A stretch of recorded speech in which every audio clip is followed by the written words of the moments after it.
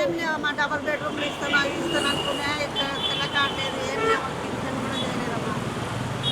అంటే ఇప్పుడు మహిళా భరోసా మహాలక్ష్మి పథకం కింద చాలా ఇప్పుడు ఏర్పాట్లు చేశారు మహిళలకి. మీకు అలాంటి పథకాలు ఏమైనా ఉన్నాయా? అలాంటి ఏం లేవు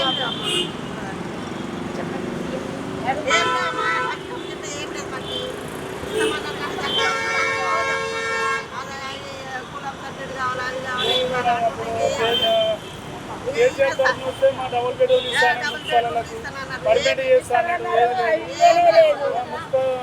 సిబ్బందికి పర్మిట్ చేస్తా అన్నాడు. కనీసాన్ని మాకు జీతాలు కూడా పర్మిట్ చేస్తాం. కోటర్స్ గవర్నమెంట్కి ప్రతి ఒక్కరు కూడా ఇప్పుడు ఏం చెప్పిందంటే మీకు మున్సిపల్ సిబ్బందికి కోటర్స్ ఇస్తామన్నారు. మాకు ఆ కోటర్స్ లేవు. కనీసం చాలా మంది కూడా మా జీతాలు కూడా సరిగ్గా రావట్లేదు. అందుకోసం ఏంటంటే మాకు ఏ దానికైనా సహకారం ఇంత చేస్తున్నాం. మాకు ఏ పేరు లేదు కూడా లేదు. ఇంతమంది సీఎంలు వస్తున్నారు, మున్సిపల్ సిబ్బంది పేరు చేసినా లేదు అంత కోళ్ళు. మాకు ఇంత గవర్నమెంట్ ఈసారి వస్తున్నాం. మాకు ఇంత గవర్నమెంట్ కోటర్స్ ఇస్తున్నాం. ఇల్లు కిరాయి తప్పుతుంది అనుకుంటే ఇంత ఇల్లు కిరాయి కావాలి, మాకు ఇల్లు కిరాయి తప్పాలి. ప్లస్ మాకు గవర్నమెంట్ కోటర్స్ ప్లస్ మాకు జీతాలు కూడా పర్మిట్ చేస్తారని ఆశిస్తూ పొద్దులేసి ఆయనకు ఇది చేస్తున్నాం అంతే. ప్రతి సిబ్బంది కూడా మాకు ఏంటంటే ఏ సహకారం లేదు. ఉరికిరా అని అన్ని పనులు చేపించుకుంటారు. మాకు జీతాలు రికార్డు పెడుతుండొచ్చు.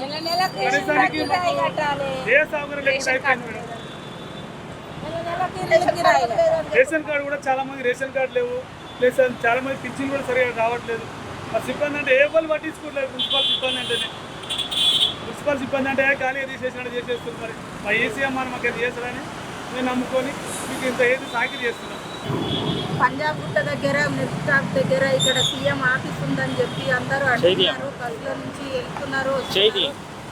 వాళ్ళని బట్టి నేను కూడా ఇక్కడ దరఖాస్తు పెట్టాలని వచ్చేసినాను. అయితే ఇక్కడ టైం కూడా ఇప్పుడు 12 అవుతున్నదో ఏమో. ఇక్కడ లోపలికి అయితే ఇవ్వట్లేదు పోలీసులు. మాకు కొంచెం న్యాయం చేయాలని ఉంది సార్. 25 సంవత్సరాల నుంచి హైదరాబాద్లో మేము కష్టపడి బాగా పనిచేసుకుంటున్నాము. అప్లికేషన్లు పెట్టిన ఫామ్స్ కూడా ఇదివరకు అయ్యింది అసలు చూపించట్లేదు. మీరు పెట్టలేదు అన్నట్టుగా చూపిస్తున్నది. ఎన్నిసార్లు పెట్టినా కూడా మాకు కొంచెం ప్లేస్ కూడా ఉన్నది.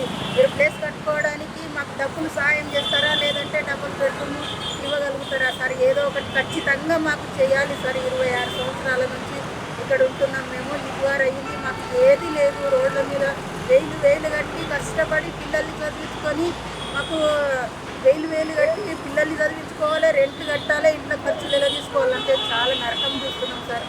అందుకనే మనం తెలంగాణ నుంచి మిమ్మల్ని గెలిపించుకున్నందుకు మాకు ఇదొక్క సహాయం చేస్తే ధన్యవాదాలు ఉంటుంది సార్. వచ్చిన అన్ని రోజులు కూడా